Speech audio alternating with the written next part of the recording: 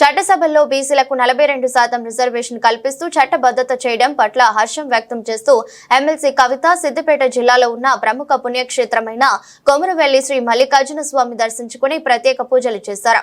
అంతకుముందు తెలంగాణ తల్లి విగ్రహానికి పూలమాల వేసి నివాళులర్పించిన తర్వాత బోనం సమర్పించి పట్నం వేసి మొక్కులు చెల్లించుకున్నారు. ఈ సందర్భంగా మాట్లాడుతూ తెలంగాణ జాగృతి ఆధ్వర్యంలో యునైటెడ్ పూలే ఫ్రంట్ ఫోరం నిర్వహించిన రౌండ్ టేబుల్ సమావేశం పోరాట ఫలితంగానే రాష్ట్ర ప్రభుత్వం చట్టసభల్లో బీసీ బిల్లును ప్రవేశపెట్టిందని తెలిపారు. మొదటి రౌండ్ టేబుల్ సమావేశం తెలంగాణ జాగృతి యునైటెడ్ పూలే ఫ్రంట్ ఆధ్వర్యంలో ఎప్పుడైతే మొదటి రౌండ్ టేబుల్ సమావేశం పెట్టామో బీసీల హక్కుల సాధన కోసం, అసెంబ్లీలో పూలే విగ్రహ సాధన కోసం, బీసీల విద్యా ఉద్యోగ రాజకీయ రిజర్వేషన్లు సాధించడం కోసం ఎప్పుడైతే మొదటి రౌండ్ టేబుల్ సమావేశం పెట్టినామో ఆనాడు మొక్కుకోవడం జరిగింది. ఎప్పుడైతే ఈ బిల్లులు అసెంబ్లీలో మండలిలో మన రాష్ట్రంలో పాస్ అవుతాయో ఆనాడు కొమరెల్లి మల్లన్న దగ్గరికి వచ్చి దర్శనం చేసుకుంటామని మొక్కుకోవడం జరిగింది. ఇవాళ ఆ మొక్కు చెల్లించుకోవడం కోసమని మరి యునైటెడ్ పూలే ఫ్రంట్ నాయకులు, తెలంగాణ జాగృతి నాయకులు అందరూ కూడా ఇక్కడికి రావడం జరిగింది. మరి బీఆర్ఎస్ పార్టీ నాయకులు రాష్ట్ర వ్యాప్తంగా ఈ బిల్లు సాధనలో వెన్నుదన్నుగా నిలిచినటువంటి వారందరూ కూడా మరి వచ్చి ఇక్కడ దర్శనం చేసుకోవడం జరిగింది.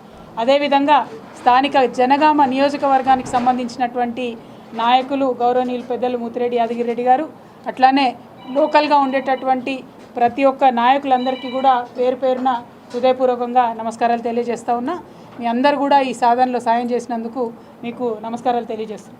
ముందుగా ఇవాళ ప్రభుత్వాన్ని మేము కోరేది ఒకటే, ఫస్ట్ డిమాండ్ బహుజనులందరికీ కూడా ఈ భారతదేశంలో విముక్తి కలగాలని చెప్పి ప్రయత్నం చేసి బాబాసాహెబ్ అంబేద్కర్ గారికి కూడా స్ఫూర్తిదాయకంగా నిలిచినటువంటి మహనీయుడు జ్యోతిబా పూలే విగ్రహాన్ని ఎట్టి పరిస్థితుల్లో తెలంగాణ రాష్ట్ర అసెంబ్లీలో పెట్టాలనేటటువంటిది ప్రథమ డిమాండ్గా మేము ప్రభుత్వానికి తెలియజేస్తూ ఉన్నాం.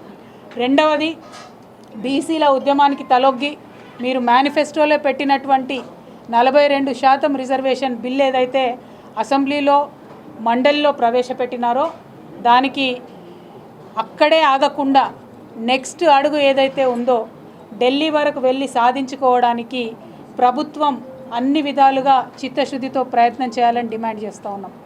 అంటే ఒకవేళ ఈ బిల్లు కోర్టులలో పడ్డా ప్రభుత్వం వెంటబడి బలంగా కొట్లాడాలి. రెండు, కేంద్ర ప్రభుత్వం ఈ బిల్లు ఇవ్వడంలో ఎటువంటి తాత్సరం చేసినా ఆ తాత్సరం జరగకుండా రాష్ట్ర ప్రభుత్వం చిత్తశుద్ధితో ప్రయత్నం చేయాలి.